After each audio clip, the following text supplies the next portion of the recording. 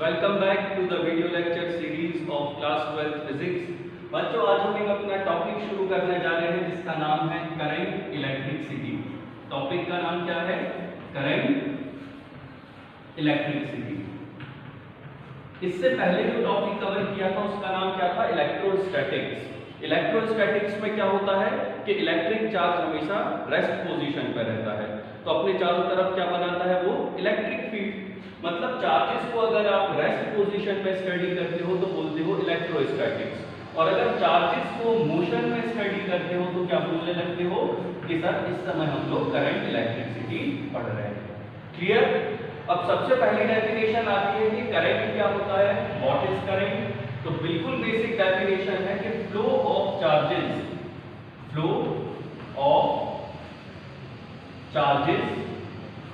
Is called current. Charges का flow होना ही क्या है? करंट का फ्लो होना। बेसिकली होता क्या है कि कंडक्टर के पास फ्री इलेक्ट्रॉन्स होते हैं। क्या होते हैं? Free electrons. तो जब आप कंडक्टर को किसी सेल या बैटरी से कनेक्ट करते हो तो क्या होता है? उस कंडक्टर में करंट फ्लो होने लगता है। जैसे इमेजिन करो ये एक सिलेंड्रिकल कंडक्टर है। क्या है ये? Cylindrical conductor. देख रहे होगे आप। इस सिलेंड्रिकल कंडक्टर के पास क्या रहते हैं बच्चों? फ्री इलेक्ट्रॉन्स रहते हैं। क्या है ये? Free electrons. फ्री इलेक्ट्रॉन्स क्या करते हैं? पूरे कंडक्टर के सरफेस में फ्रीली मूव कर सकते हैं। जैसे ही आप इसमें बैटरी कनेक्ट करते हो कंडक्टर में, क्या कनेक्ट कर देते हो? बैटरी। तो बैटरी क्या करती है? एक पॉजिटिव टर्मिनल, दूसरा नेगेटिव टर्मिनल।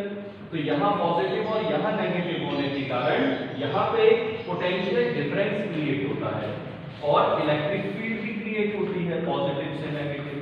तो जो फ्री इलेक्ट्रॉन होता है वो हमेशा नेगेटिव से पॉजिटिव फ्लो होता है। इलेक्ट्रॉन्स का फ्लो होना मतलब करंट का फ्लो होना। अब आप इमेजिन करो कि ये कंडक्टर को ऐसा काट दिया आपने बीच से। जैसे ही कट करोगे तो क्या मिलेगा? एक एरिया ऑफ क्रॉस सेक्शन। जैसे ये चौक है, ठीक है ना? इमेजिन करो कि ये कंडक्टर है, आपने इसको बीच से तोड़ दिया तो अब क्या दिखेगा आपको? यहाँ पे एक गोल हिस्सा दिखेगा। वैसे ही ये आपको क्या दिख रहा है? Area of cross section. अब क्या हो रहा है? इलेक्ट्रॉन यहां से आ रहे हैं और इसको क्रॉस कर रहे हैं। क्यों? क्योंकि नेगेटिव एंड से शुरू करता है इलेक्ट्रॉन चलना और कहां पे आता है? पॉजिटिव एंड बी पे। क्लियर? अब एक सेकंड में, ध्यान से सुनना, एक सेकंड में कितने इलेक्ट्रॉन यहां से ट्रांसफर हो गए? वही क्या है? Electric current. तो इलेक्ट्रिक करंट की डेफिनेशन क्या बनी? It is defined as the number of electron crossing the given cross section area per unit time. एक सेकंड में कितना चार्ज इससे पास हो गया, वही क्या है? Electric current. तो बेसिकली हम कैसे डिफाइन करेंगे? I is equals to Q upon T। I बराबर Q बाय T। एक थ्योरी और है छोटी सी, कंडक्टर के अंदर क्या होते हैं? Positively charge immobile ions. ये हम बाद में आपको बताएंगे जब ड्रिफ्ट वेलोसिटी समझाते हैं, तब इन पॉजिटिवली चार्ज इमोबाइल आयंस का बहुत बड़ा रोल होता है। अभी आपने देखा कि I बराबर क्या हो गया? Q upon T। अब देखो करंट की यूनिट क्या होती है बच्चों? एम्पियर। क्या है करंट की यूनिट? एम्पियर। अगर 1 कूलम चार्ज 1 सेकंड में फ्लो होता है तो करंट को क्या बोलने लगते हैं? 1 ampere. That is if 1 coulomb of charge flows through a conductor in 1 second, then current is said to be 1 ampere. अब आपको मैथमेटिकली बुक्स में दो इक्वेशन लिखी मिलती है जो आपको बहुत कंफ्यूज करती है। एक जगह लिख देते हैं वो लोग I बराबर del Q by del T, ठीक है? और कभी कभी एनसीईआरटी में मिलता है I is equals to dQ by dt। आप लोग सोचते हो इन दोनों में डिफरेंस क्या है? del Q by del T और dQ बाय dt। तो del Q by del T है एवरेज फ्लो ऑफ करंट और ये क्या है? Instantaneous flow of current. यहां पे जब आप del Q by del T बोलते हो तो ऐसा क्यों बोल रहे हो आप? क्योंकि आप इमेजिन करो अगर यहाँ पे क्लॉक लगी हुई है इस कंडक्टर के पास, इस एरिया ऑफ क्रॉस सेक्शन के पास, ठीक है ना? पहले सेकंड में मान लो कि 3 कूलम चार्ज फ्लो हो गया। कितना फ्लो हुआ? 3 कूलम, ठीक है? दूसरे सेकंड में जरूरी नहीं है 3 ही फ्लो हो सकता है 4 कूलम फ्लो हो जाए, फिर तीसरे सेकंड में हो सकता है 7 कूलम फ्लो हो। मतलब flow of charges is not consistent मतलब कंटिन्यूअसली एक ही जैसा फ्लो नहीं होगा, अलग अलग फ्लो होगा। इसीलिए हमने एक टर्म डिफाइन की del q by del t। अब आपको किसी एक इंस्टेंट पे करंट ढूंढना है तो आप क्या करोगे, del q by del t में एक लिमिट लगा दोगे, limit del t tends to 0। जैसे ही ये del t टेंड्स टू 0 होगा तो इंस्टेंटेनियस करंट डिफाइन होगा, तो इसको dq by dt कहते हैं। तो I बराबर dq by dt डिफाइन जैसे ही किया आपने तो करंट की एक और डेफिनेशन मिली। तो करंट को क्या बोल सकते हैं, current is defined as the first derivative of charge with respect to time. तो करंट की कितनी सारी डेफिनेशंस हो सकती हैं। एक तो वो है कि भाई चलो flow of charges is called electric current, फिर आप कहते हो कि एरिया ऑफ क्रॉस सेक्शन है, इससे जितने चार्जेस फ्लो हो जाए वो करंट है, फिर आप कहते हो dq by dt। तो ये सभी डेफिनेशंस है करंट की, लेकिन उनका फॉर्म अलग अलग है, कभी वो मैथ्स के फॉर्म में डिफाइन करता है, कभी वो कॉन्सेप्चुअली डिफाइन करता है। अब आपके पास कॉन्सेप्ट आता है कि अगर कंडक्टर के पास फ्री इलेक्ट्रॉन्स हैं, समझना ध्यान से, कंडक्टर के पास अगर फ्री इलेक्ट्रॉन हैं तो पोटेंशियल डिफरेंस जब नहीं दिया जाता है तो करंट फ्लो क्यों नहीं होगा। जैसे आपने बैटरी कनेक्ट की तो आप क्या देखते हो, करंट फ्लो हो रहा है, लेकिन एक बात बताओ, इस बैटरी को रिमूव कर देने से तो अभी भी कोई इलेक्ट्रॉन्स है इस कंडक्टर के पास, अभी करंट क्यों नहीं फ्लो होता। तो उसका रीजन ये है कि जब इलेक्ट्रिक फील्ड जीरो हो जाती है तो ये इलेक्ट्रॉन रैंडमली मूव करते हैं हर एक डायरेक्शन में, मतलब इलेक्ट्रॉन का जो मूवमेंट है वो फिक्स नहीं होता। जैसे इस कंडक्टर के अंदर इमेजिन करो 1 2 3 4 इलेक्ट्रॉन मूव कर रहे हैं अपवर्ड डायरेक्शन में, तो उसी टाइम पे 4 इलेक्ट्रॉन कहां मूव कर रहे हैं, डाउनवर्ड डायरेक्शन में, इन the absence of electric field. अगर 4 इलेक्ट्रॉन इस तरफ आ रहे हैं तो 4 इलेक्ट्रॉन इस तरफ भी जा रहे हैं, तो नेट फ्लो ऑफ इलेक्ट्रॉन क्या हुआ, 0, that is current is also 0। In the absence of electric field, in the absence of electric field, electric field का शॉर्ट फॉर्म लिख रहे हैं आप लोग, समझ लेना, EF मतलब इलेक्ट्रिक फील्ड। देखो एब्सेंस ऑफ इलेक्ट्रिक फील्ड में क्या हो रहा है, एवरेज वेलोसिटी इलेक्ट्रॉन की क्या है, 0 है।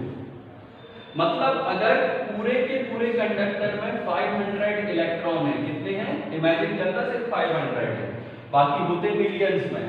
अगर 500 इलेक्ट्रॉन है इस कंडक्टर के पास तो 500 इलेक्ट्रॉन्स अलग अलग डायरेक्शन में भाग रहे हैं, ठीक है ना। इसीलिए क्या है, करंट की वैल्यू 0 है in the absence of electric field.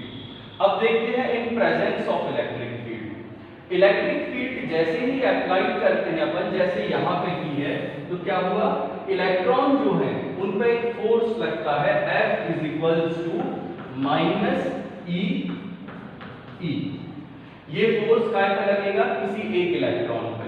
अब ये नेगेटिव साइन क्या दिखा रहा है, देखो यहाँ पे इलेक्ट्रिक फील्ड की डायरेक्शन है पॉजिटिव से नेगेटिव, कहां जा रही है, B से A की तरफ इलेक्ट्रिक फील्ड की डायरेक्शन। इलेक्ट्रॉन पर फोर्स लग रहा है A से B, मतलब इलेक्ट्रिक फील्ड की अपोजिट डायरेक्शन में इलेक्ट्रॉन पर फोर्स लग रहा है, इसीलिए क्या लगा हुआ है, नेगेटिव साइन। अब आप लोग जानते हो न्यूटन का second law of motion, F बराबर ma होता है, force is equals to mass into acceleration. अगर आप इन दोनों फोर्सेस को कंपेयर करो तो मिलता है ma बराबर -e।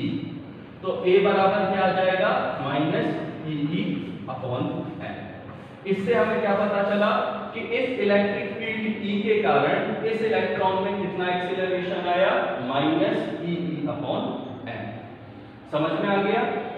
तो ये जो एक्सीलरेशन है ये इस इलेक्ट्रॉन को क्या कर रहा है, एक पर्टिकुलर डायरेक्शन में एक्सीलरेट कर रहा है, ठीक है, और वो डायरेक्शन क्या है, नेगेटिव से पॉजिटिव। अब क्या होता है, अगर इलेक्ट्रिक फील्ड ना होती तो एवरेज वेलोसिटी इलेक्ट्रॉन की 0 हो जाती, लेकिन प्रेजेंस में क्या होगा, उसकी एवरेज वेलोसिटी 0 ना होके एक पर्टिकुलर डायरेक्शन में आ जाएगी, और वो क्या होगा, from negative end to positive end, और उस वेलोसिटी को हम ड्रिफ्ट वेलोसिटी बोलेंगे। अब आगे और बढ़ते हैं। ये तो हो गया कॉन्सेप्ट ऑफ ड्रिफ्ट वेलोसिटी। क्या होती है भाई ड्रिफ्ट वेलोसिटी?